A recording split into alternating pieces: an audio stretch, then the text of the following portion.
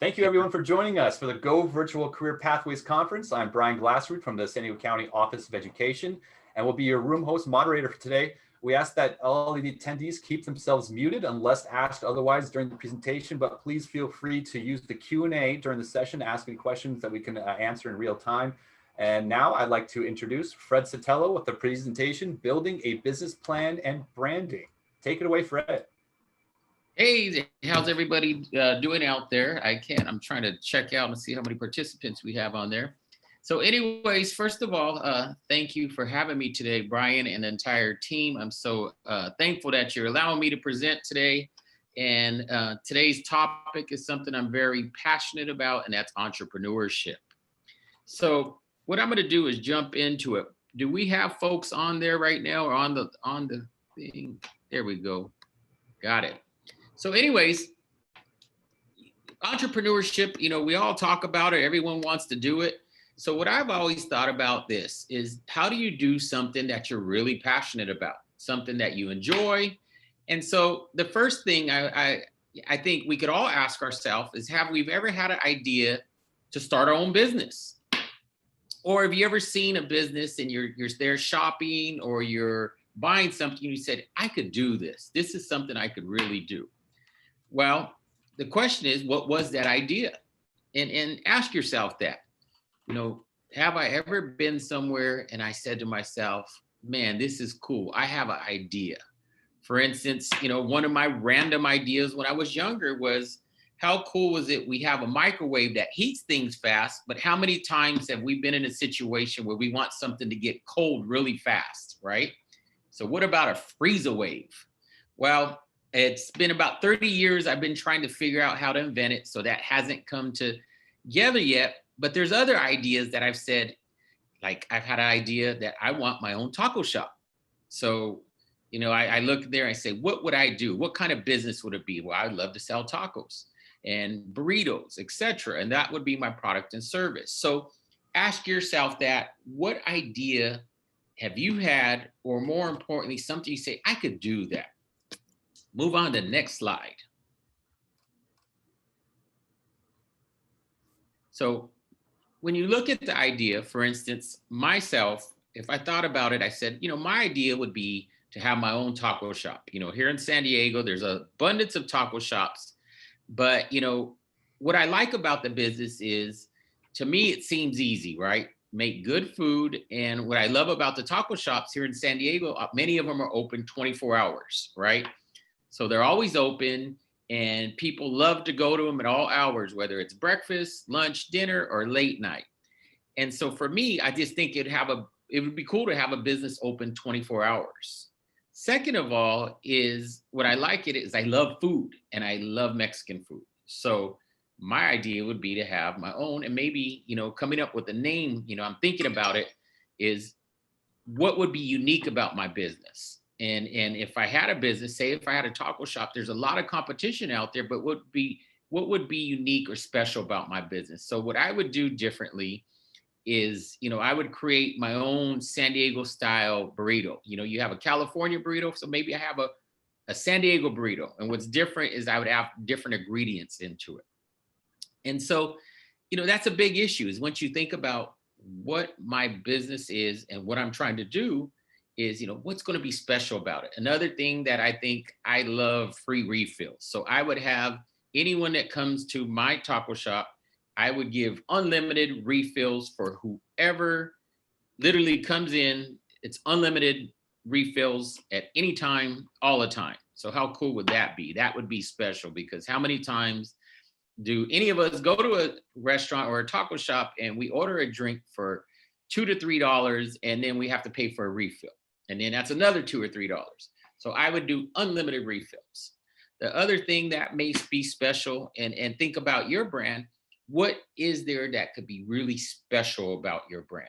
Is it the design? When you walk into your business, does it have certain colors? Does it have certain features about it? Those are things that'll make yourself unique. So moving on from there, Brian, next one. So the area that, once you come up with the idea, you say, this is the business. This is something I really want to do. in my case, I'm going to do Fred's Taco Shop. So, the number one thing that I look at, when I started my first business, I was 15 years old. So I was many of your age that's in the room today. And when I was 15 years old, I thought about it, what really talents did I have at that time? My main talent was I was enthusiastic, which I know many of you are. And I knew I had a lot of energy, and that's a talent because I knew I was going to keep going. And number three is a talent that I knew I had is I wasn't scared to go talk to people or at least approach people about my business. So I challenge you to say, what are my talents? What are the talents that I possess? Is it I'm creative? Am I very technical? Do I have good customer service? Or maybe I'm not as good in customer service, but I'm good on the business side and working and preparing something, whatever that product may be. So for instance, maybe I didn't have good customer service, but for my taco shop, I might be a great cook and I'm going to be the cook. So find out what your talent is and how can you put that into your business plan. My talent are these things, and this is where it will fit into my business. Go back, if you could go back to the last slide, Brian. And the second thing I think is very important. When you're younger and you're starting out a business, you got to start off, what relationships do I have? Who do I know? Who could help me? And a lot of times, when you're starting a business, it's all about relationships. For instance, if I was starting my Fred Bertles, I would, have to find out graphic designer. Do I know any graphic designers? Do I know any people that sell materials that I might need for my restaurant? Do I know anyone that's a great cook? Because maybe I'm not a cook, but I could get someone to come in there and cook. So really say, what relationships do I need? Do I know anyone at the city? Because maybe I'm going to have to need permits. Do I have anyone that can help me navigate to open my restaurant? So really index what relationships you have. That is so critical because you never know who you know until you start writing it down. So I challenge you when you're starting your business to write down all the people you know that could help you in your business. And you may not know people. You might say, what relationship do I need? So maybe you might not have that relationship yet. So you have your relationships you have, and right next to it, the relationships that you will need in the future. And that'll help you always reference and say, as I'm developing my business, I could go back to that list of people that could potentially help you, or at least perhaps support your business. So from there, the next thing, let's see, going on there, are your ideas unique? No, not next page. We're staying on the same page. And so the next thing is looking at, are your ideas unique? Are you doing something that's different? That's important because once you start developing your business, uniqueness is going to help set you apart. Going back to, I'm going to have unlimited fountain drinks. And instead of the California burrito, I'm going to do the San Diego burrito. And in there, I'm going to do ingredients like the California burrito may not have guacamole, but I'm going to put guacamole in mine. And I'm going to put a special secret sauce in there. And that's unique about my business. The other thing that I might do is I'm going to do a tablet at every table when you sit there, so that if people, want to surf or look at things going on the internet, instead of looking at their phones, they can share with everyone that's at their table. So that might be unique, or some people might not like that, but there's different ideas that are unique about your business that you could bring into the business. I may decide, being vegetarian and vegan is a big thing right now. So maybe I can have a vegetarian menu at my taco shop that is compliant to vegetarians' needs, not cooked in animal fat, and it's healthy, GMO, and that may be unique for my business. Number 4 is, I think, critical after you put 1, 2, 3 together is, what kind of team do you have? What does that look like? And the team when I started, I was 15 years old. My team was my mom. My mom helped me on my business. I was able to have my mother help me and cashier and do different opportunities. I had relatives, I had friends. And so what does your team look like in terms of who you have and who do you have to hire in your team? So going back to the example of the taco shop, I'm going to need a cashier. I'm going to need a cook. I'm going to need someone to assist me in different areas of the business, maybe cleaning the business, setting up, picking up, delivering. So what kind of team do I have, or what kind of team will I have? And write those down. So summarizing, utilize your talents. What relationships do you have? Are your ideas unique? And what kind of team do you have? And that's a good start for kind of developing your plan. So we'll go on to the next slide. So this is the fun part of running a business. And I think it's always excited me is when you're starting a business is, what is your name of your business? And for instance, I'm taking the easy route in Fred Bertles for my taco shop. My name is Fred, and I've noticed there's Al Bertles, Roy Bertles, Hill Bertles. So I said, I'm going to put a Fred Bertles on it. And maybe it'll work because it worked for everyone else. But for you, maybe your name has nothing to do with your name. Maybe it's just something obscure. Think about pre-1990, who ever heard of a Google? Or who ever heard of Yahoo? Or whoever heard of a Facebook? Now those names, Google, Facebook, Yahoo, everyone knows. But up until they started their companies, no one knew what Google was or a Facebook. So you could also create a unique name that maybe no one has, or you may do a descriptive name. For instance, your business is in San Diego and you have a plumbing company, you may call it San Diego Plumbing if it's available. It's very descriptive. You're in San Diego, you're a plumbing company, it tells what you're doing.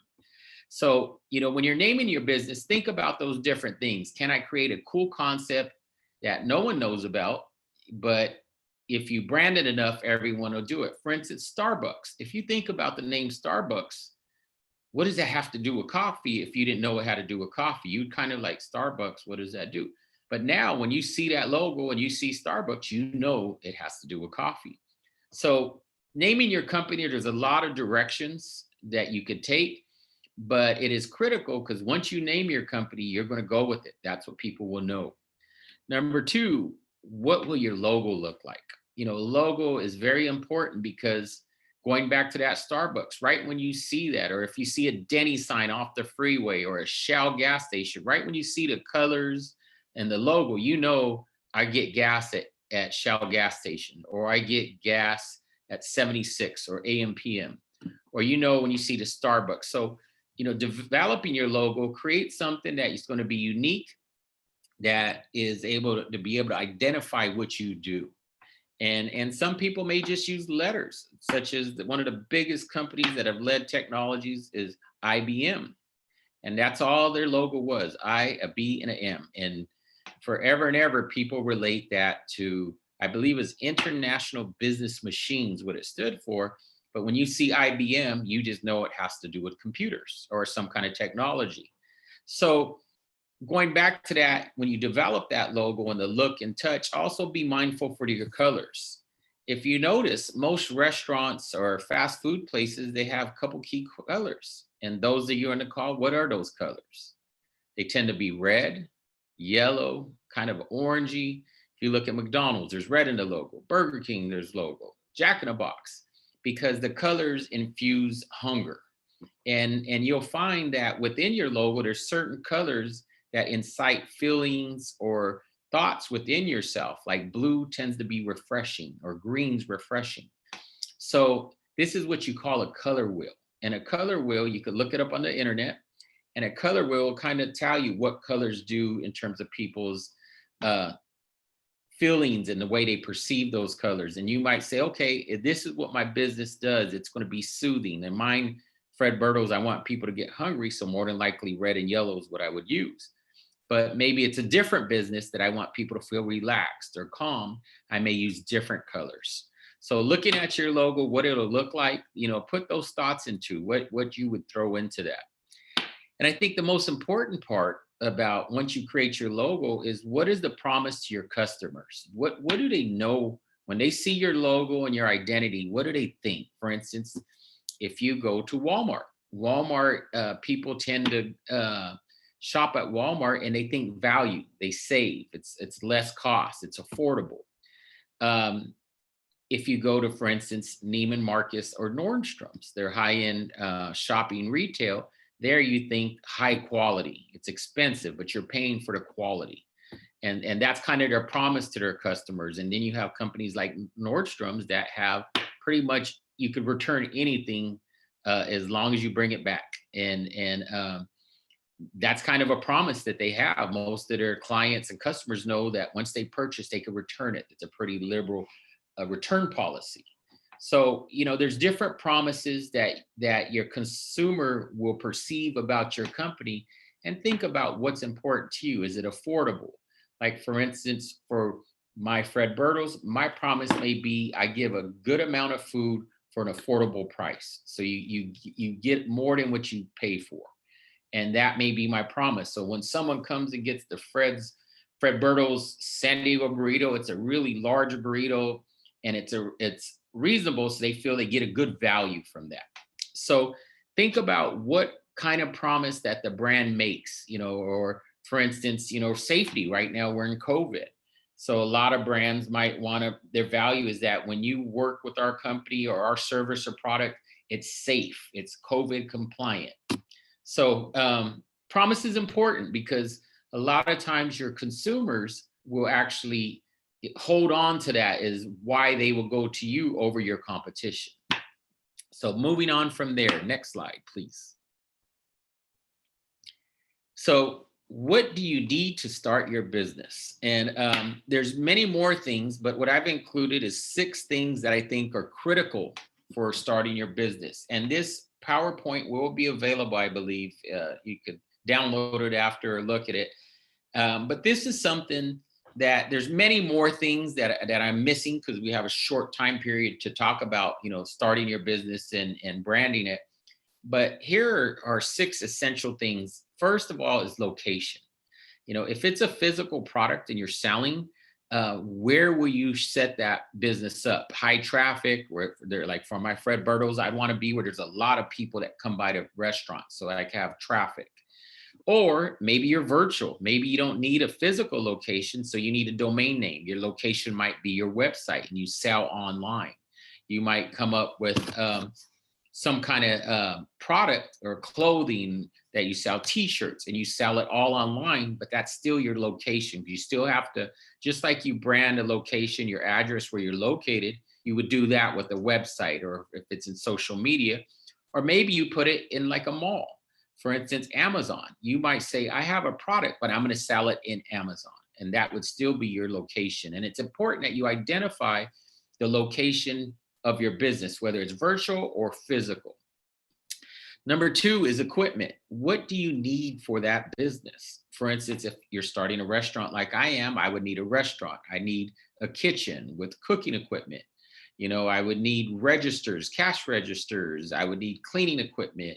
I need refrigeration. So that's important. But for instance, if I was starting a clothing business, I may either produce the clothing myself and get a screen printer and buy the shirts, or I might have someone else do it, and I might just need a computer as my equipment, where I'm going to upload images, design and upload it. And maybe I don't print them myself, but I still need a computer. So figure out what it is that you will need in order to be successful to run that business. And the third one I always say is capital, because once you understand how much equipment you need, your location, you start putting that together, you really need to realize, how much money do I need to do this business? For instance, you may say, I don't have much money, but I'm going to start a business of what I call flipping.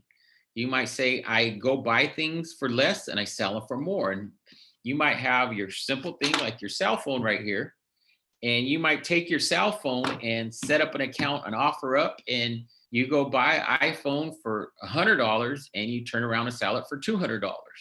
The only equipment you needed was your phone to post it, take a picture of it, go buy it and sell it.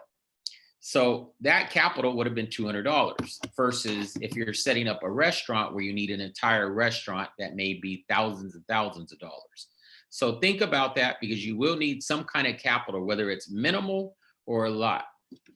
And And fourth is employees. Most times as an entrepreneur, you will do a lot of the work yourself. I have been from the janitor, custodian, the receptionist, to the president of the company, to the delivery guy.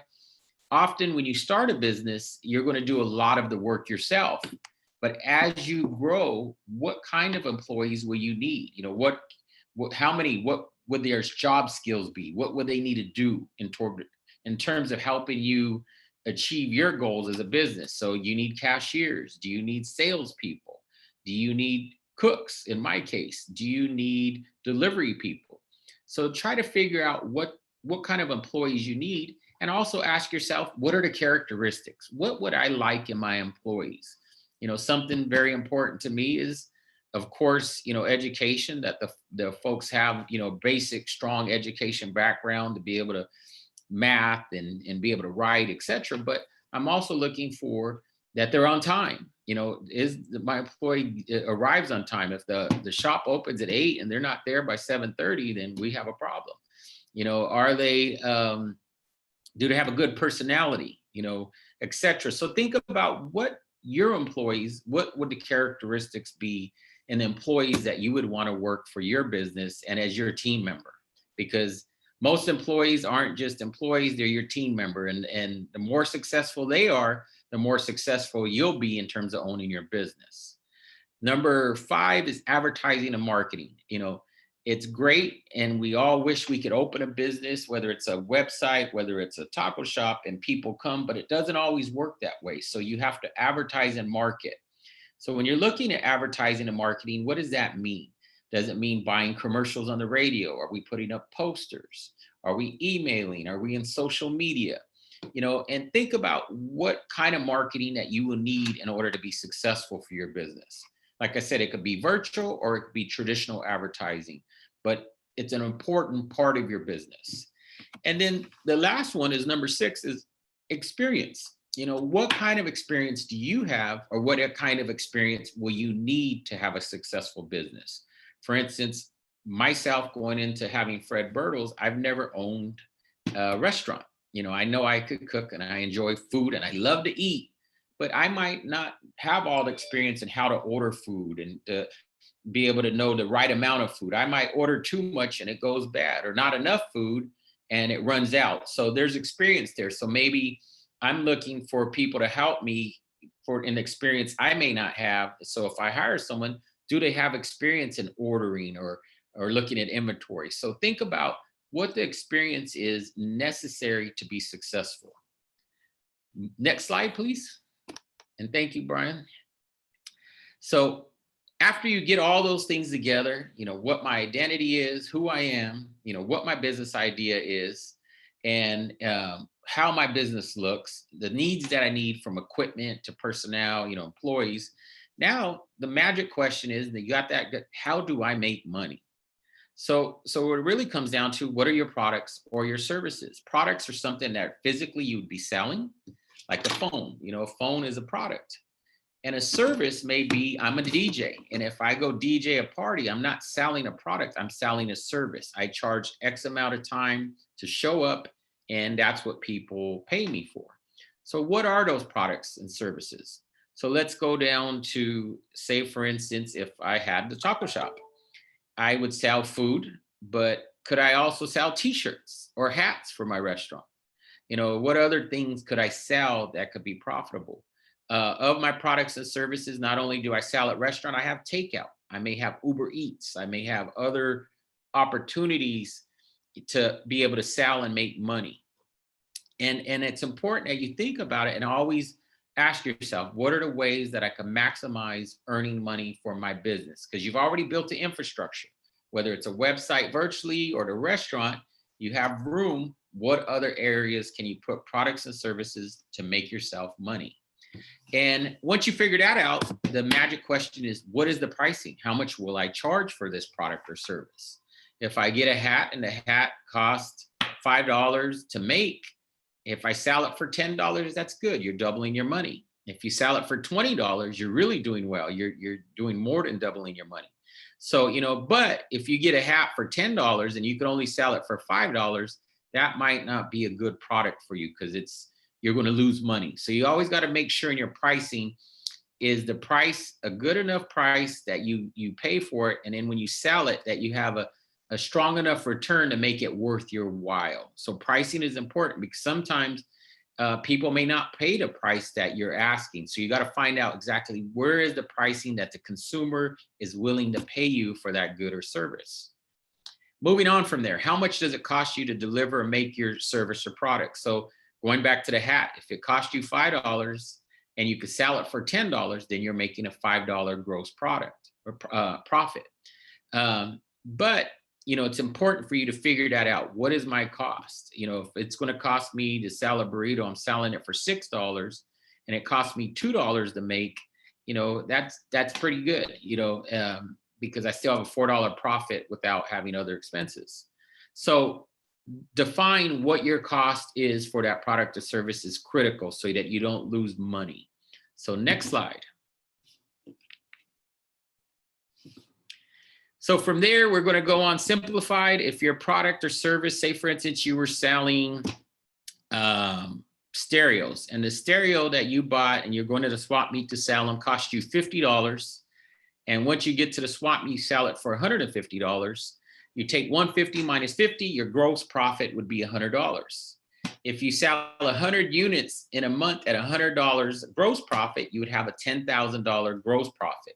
Although that's not your final profit, what we call net, because you would take your gross sales and minus any other expenses. So if you had to pick up those stereos, delivery, shipping, your time, your effort, you minus all that, then from the 10,000, then that would be what you call your net profit. And that's what you're always looking for, because the net profit is what you take home.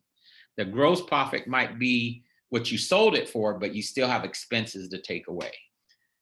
From there, moving on. Next slide. Here's the best part, is how to get the word out, your marketing. And we mentioned it earlier under the 6 things that are critical. But advertising, TV and radio has always been traditionally a popular venue, but we know now people are on YouTube and Netflix. And so, there's also the online side. So looking at online, websites, social media, there's so many new ways to market that are really inexpensive. And it's critical that you figure out, where is your audience? Is your audience in Facebook? Are they on Instagram? Are they on TikTok? Is your audience still listen to the radio?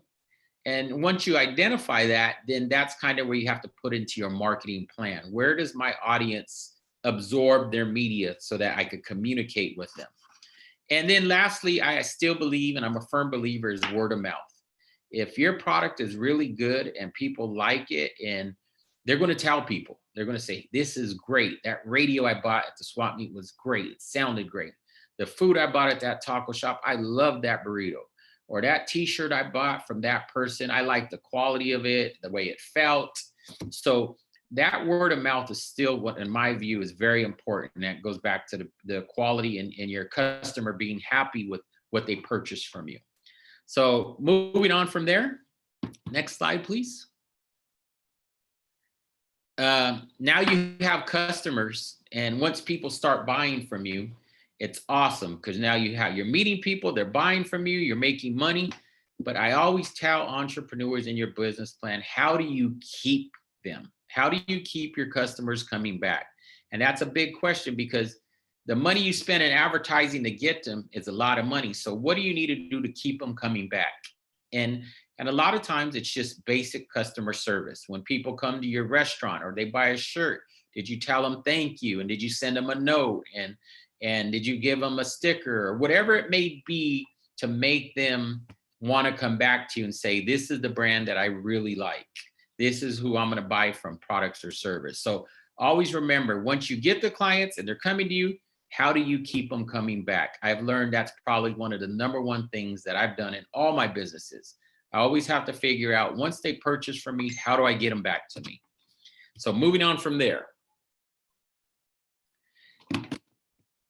Key to success, at least that I've learned after many years and many businesses, is really simple. Develop a plan. What is your plan? Write it down.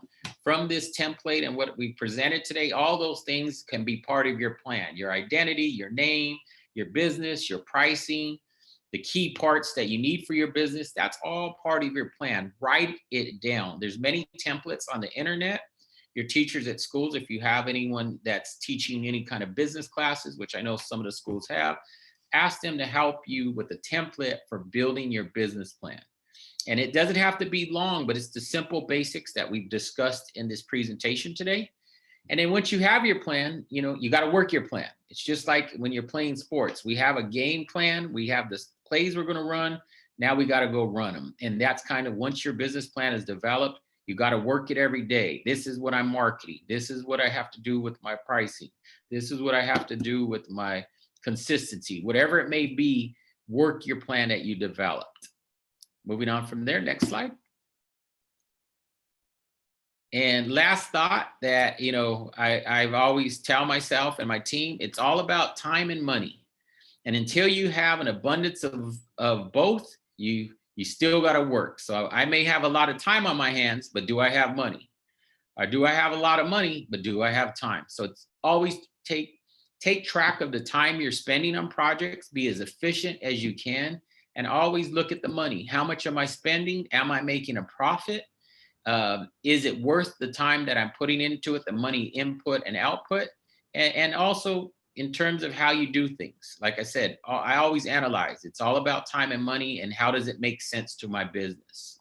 Number two, and I've learned this at a young age. I started my first business when I was 15, and I was a kid. No one would really take me serious because I was still in high school. But I've learned you have to start somewhere, so you might as well start now. Next slide. And we will leave it at thank you so much, everybody. I threw a lot at you. Traditionally, what we just spoke about would be probably 5 hours of a class, and we put it into a 35-minute session. So thank you. I know we went really fast, but I hope some of this insight was valuable to you. Absolutely. Thank you so much, Fred. We still have about 7 minutes left, and I wanted to introduce Cindy Dunleavy. She's got some Q&A for us. Awesome. Hey, Brian. I'm sorry. Hey, Fred. Hey. That was really interesting. Thank you for sharing that. So one of the questions is you mentioned that you started when you were 15. What are some of your business ventures? Could you share with us some of the businesses that you've started? My first business that probably was my best business lesson, when I was 15, we started a DJ crew in high school. We bought equipment and speakers, and we started DJing dances and weddings and quinceañeras and parties. And from there, I evolved. When I went to college, I needed money, and I became a promoter. I started promoting concerts and nightclubs and parties. And that's how I paid for going to college. And then I just kept on progressing, and since then I've had many different business ventures. I've had a communications company where in the early days we sold cellulars and pagers and long distance. I went into the internet. I had an internet company for many years where we had online domains and properties. And then I've also been in the marketing. I've done a lot of marketing for clients, both digitally and offline.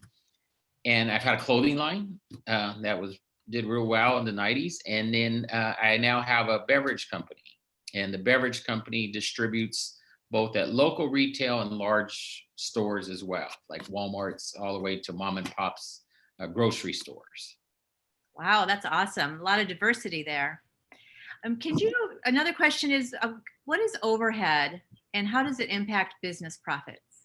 Well, overhead, going back to this, because this is so short, you have different overhead. If you have a traditional brick and mortar, you have overhead is your basically what it takes to have the building and turn the lights on. So your building, the electricity, all the conditions, payroll, what you have to pay employees, all that is overhead. And so that's what you deduct from the sales along with what it costs you for your product or service. And then at the end of the day, you want to keep your overhead at the least amount possible.